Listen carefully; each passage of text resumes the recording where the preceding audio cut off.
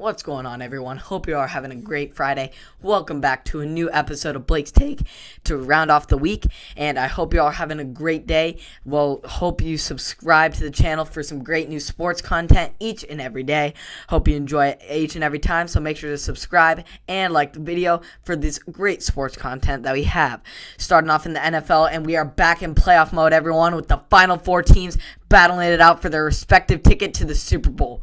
Both of these games will be on Sunday this week, but the Bucs and Packers will kick things off with the battle of quarterbacks, Brady versus Rodgers. To the Hall of Fame bound players battling out for the chance to add another ring to their incredible Hall of Fame resume.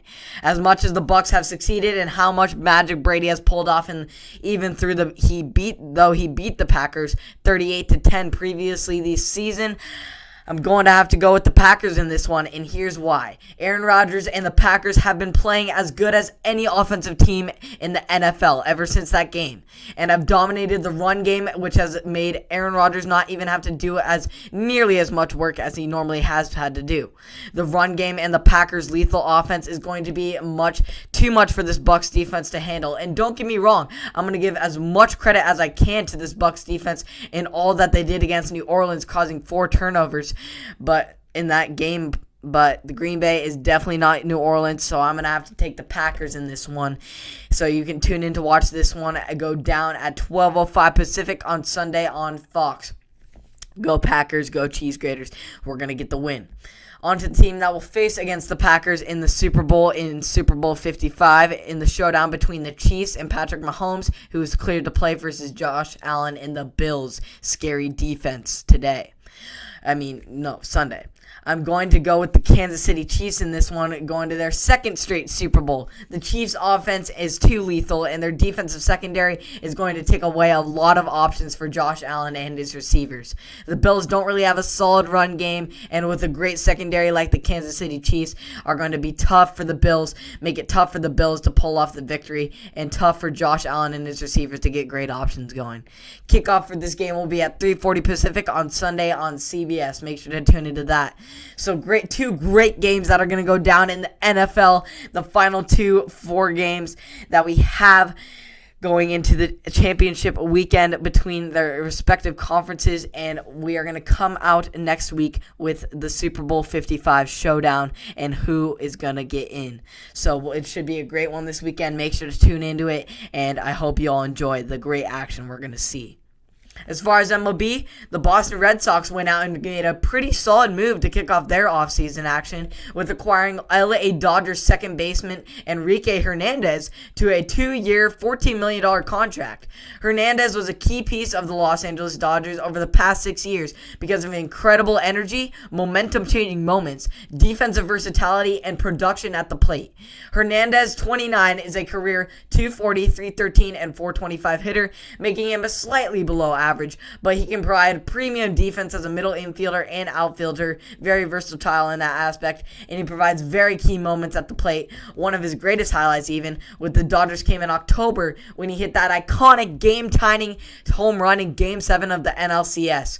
So I think this is a great pickup for the Red Sox, and if they can keep making these small, solid deals with players like that, they can make a pretty decent team together and start rebuilding up that momentum and success that they had back in 2018. I think the Red Sox, if they keep just doing this and acquiring each individual players at their respective positions, they're going to be very well off.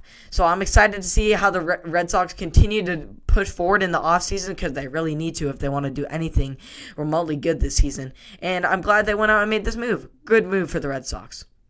As far as UFC, I'm going to actually get you some UFC action.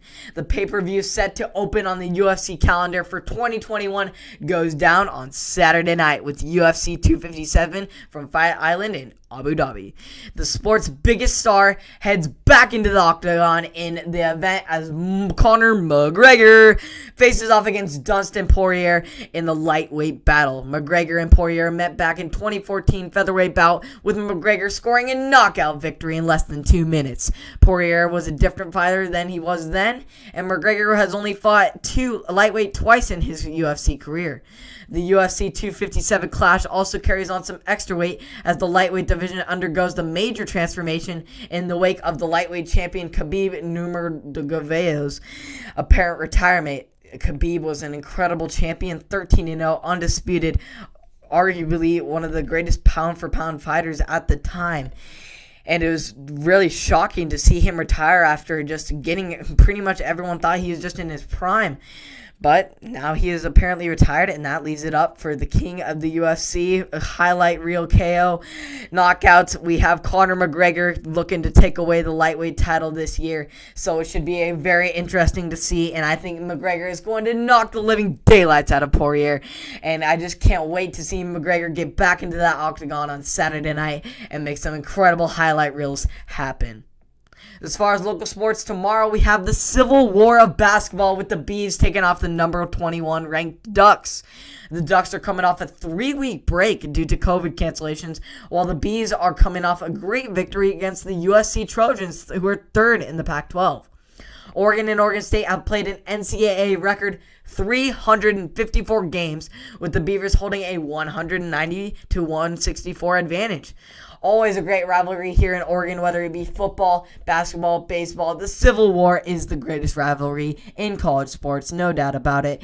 And I just can't wait to watch these teams battle it out on Saturday night at 7:30 Pacific on Pac-12 Network. Make sure to tune in to watch this local Civil War battle with the Hoops.